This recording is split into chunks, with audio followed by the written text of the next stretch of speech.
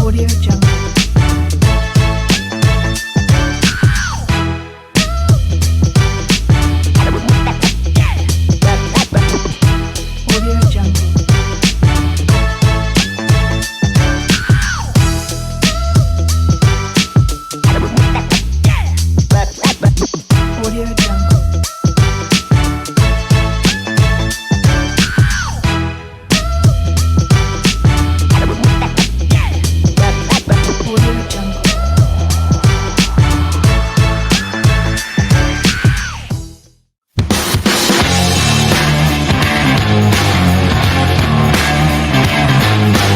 Welcome back. Another edition of the Win Big Sports Betting and Sports Talk podcast. I'm Gabriel Schrei. Thank you for visiting us at WBSNSports.com and at WBSN Sports on social media. I won't waste a bunch of time with the intro this week. We appreciate you being with us for this regular podcast covering college football and NFL football all season long, talking about who we think is going to win, what we're betting on them, and why we wouldn't bet on them.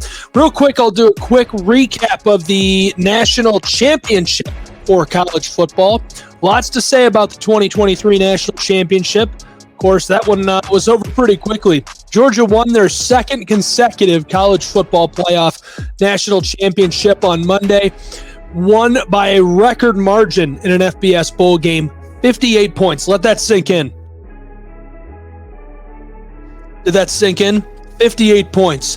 Georgia becomes the first team to win consecutive national championships in a decade, and they're the first ever to do it in the college football playoff era. Kirby Smart was Nick Saban's coordinator on the last team to go back-to-back, which was Bama in 11 and 12. Georgia is the sport's new standard. They're 33-1 in their last 34 football games. 33-1. One loss in 34 games. That's insane. At any level, in any sport. I mean, that's untouchable. It's really unbelievable. Georgia's 29 wins over the last two seasons ties major colleges record. Kirby Smart is 73-10 since 2017. 73-10? Are you kidding me? Stetson Bennett completed his career with an all-time performance, 4 passing touchdowns, and 2 rushing scores. Kirby Smart is already thinking about the possibility of winning 3 consecutive undisputed college football national championships. And, you know, I could go on and on about this all day long, but I want to touch on something else here that I think is really interesting. Winning a national championship, and before I even go into this, let me explain why I'm doing this. I talk about sports a lot. All the time I'm talking about sports. Seems like most of my life is just talking about sports, right? Doesn't matter what sport it is. I'm either announcing it, or I'm doing a podcast, or I'm at work talking about sports, or I'm listening to sports on the radio or watch them on TV.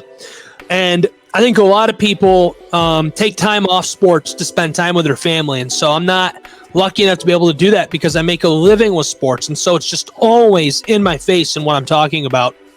And so one thing I'll do to make sports more interesting for my loved ones, for my friends who aren't as interested in sports, is I'll talk about the data of sports. I'll talk about the analytics that kind of makes sports go, if you will. And I like to talk about the money of sports. So real quick, I'm going to give you something fun you can take to get your loved ones excited about the Super Bowl with money. Let's start with college football, though. So winning a national championship can be extremely valuable to a college or university. It can bring prestige and recognition to the school, which will help with recruiting top athletes and students, as well as increase donations and funding from alumni and donors. It also can boost the morale and spirit of the school community on campus and help promote that positive image locally, nationally, etc., etc. Additionally, winning a national championship leads to increased media coverage. And if you think I'm kidding, look up Georgia right now.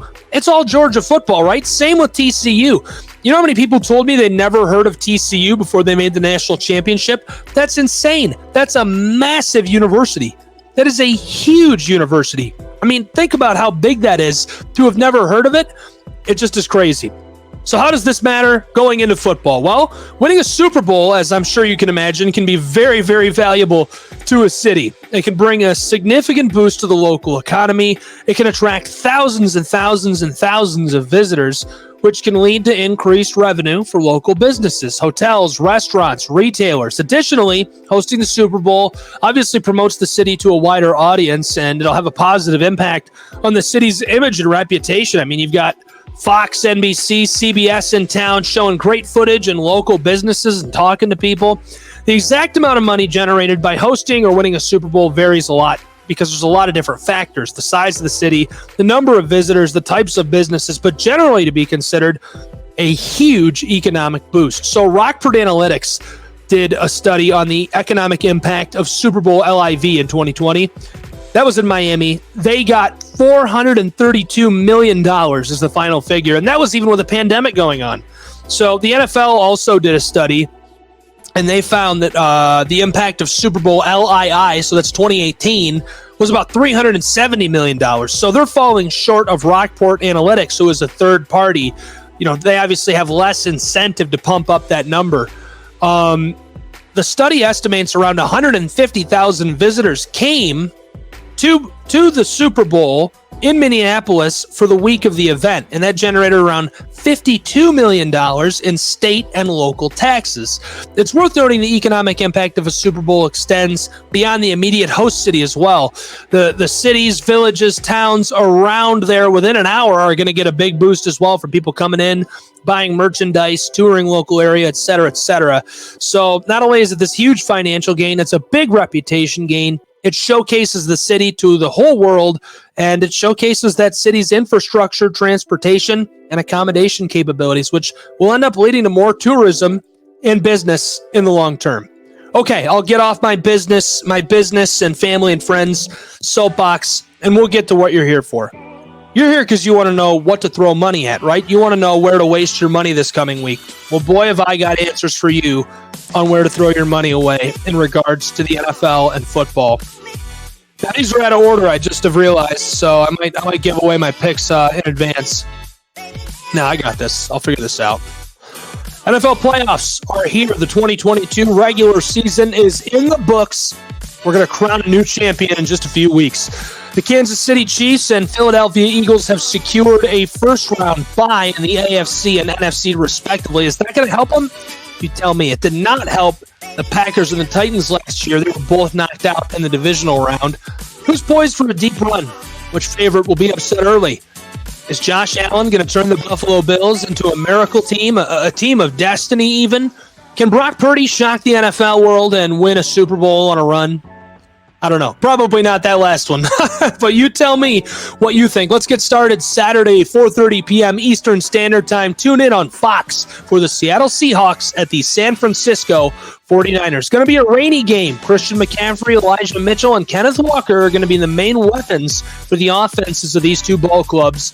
Division rivals, of course, played twice in the regular season, with the 49ers winning both matchups. They defeated the Seahawks in Seattle by 8 points and at home by 20 points. This year was actually just the first time since 2011 San Francisco swept Seattle. Since 1970, there's been 23 instances of a team going 2-0 in the regular season against an opponent and then meeting for a third time in the playoffs. The team that went 2-0 is 14-9 in that third meeting. The Seahawks got in the postseason by the skin of their beak. I don't know. I'm taking the 49ers. I can't see them upsetting them. I do have a pretty serious rule, though. My personal friends, people who have worked with me will know this. I'm very serious about it. You never beat a team 3 times. And, I mean, that's a pretty crazy stat. So in 23 meetings, teams that went 2-0 against an opponent in the regular season went 14-9 against them in the playoffs.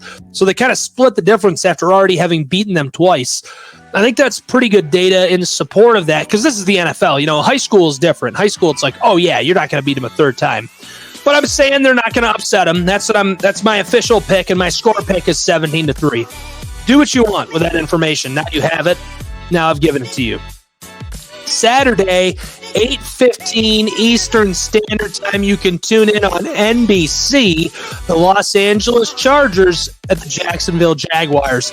That's a rematch from Week 3 of the regular season. The Jags destroyed the Chargers out in LA 38-10.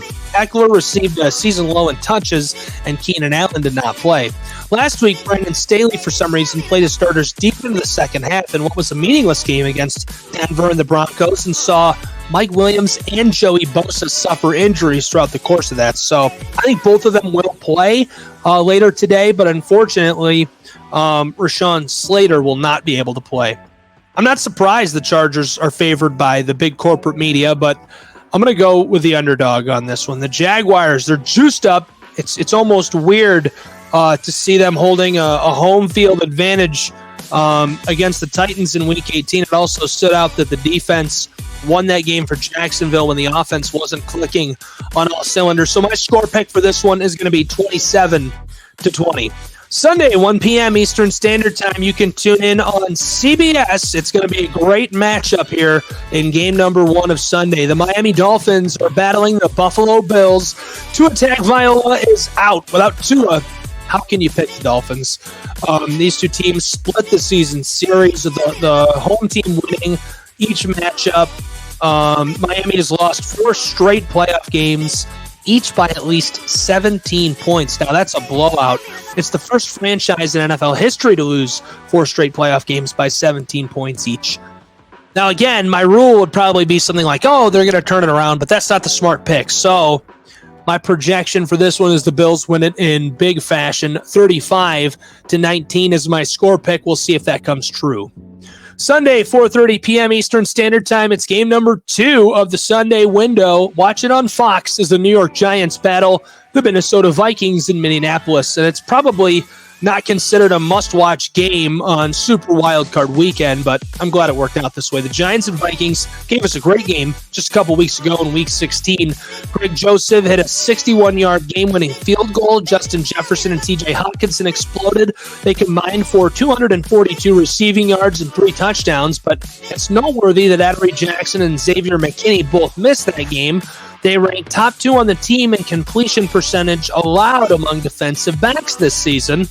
I'm going to take the upside here. Daniel Jones and Saquon Barkley have been craving this stage, and I think they're going to be really good in it. The Minnesota defense will make New York look better than it is, as the Vikings defense ranks bottom 5 in points per game, yards per game, and yards per play.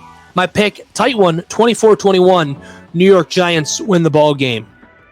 The night game on Sunday. Watch it on NBC at 8:15 p.m. Eastern Standard Time. It's the Baltimore Ravens at the Cincinnati Bengals. Lamar Jackson reportedly facing an uphill battle to play on Sunday, so the Bengals will probably win this game. In my mind, they've got momentum. The Ravens do not. Cincinnati just defeated Baltimore 27-16 last week. I'm taking the Bengals to cover the spread as well. 31-14 is my score pick in that one, and I'm not going to spend any more time on it than that. 8:15 p.m. Eastern Standard Time. It's the Monday Night Football window on ESPN. It's the Dallas Cowboys at the Tampa Bay Buccaneers. Well, what an exciting cap to a Super Wild Card weekend. Tom Brady is 7-0 against the Dallas Cowboys, while Dallas is 4-5 as a playoff favorite since the year 1996. That's a long time. Additionally, Brady is 7-3 when Vegas makes the mistake of listing him as a postseason underdog. Seems like everything is lining up in the Buccaneers' favorite, but I'm going to pick who I think is the better team. Maybe the Buccaneers found something on offense with that win over the Panthers in Week 17, but I have more faith in Tony Pollard and CeeDee Lamb. Notice I didn't say Dak Prescott. He finished the regular season tied for the NFL lead in interception with Davis Mills, despite missing 5 games. That's pretty crazy. The Bucs are going to jump out to an early lead, but then the Cowboys will get hot, control the second half, and pull out with a win on Monday Night Football. You know, I can understand folks not having faith in the Cowboys. I'm not saying they're going to win the Super Bowl. I understand folks not having faith in the Buccaneers. Tom Brady's looking old, but I'm going with the Cowboys. Let's just keep it simple. They might be them boys. I hate that I just said that. I understand if you never watch or listen to another edition of this podcast. My score pick is 24-20. I wouldn't bet on that one. My safe bets this week probably going to lie with some of the easier to bet on games. So I would say if you want to bet this week, bet on the Jags or bet on the Bills. Other than that, everything is pretty risky here in Super Wild Card Week. Well, that's about it for me. I want to thank you for tuning in for another edition of the Win Big Sports Betting and Sports Talk podcast. Reach out at the contact page on WBSNSports.com if you want to sponsor the pod. Follow us on social at WBSN Sports. I'm Gabriel Schrei. We'll catch you next time.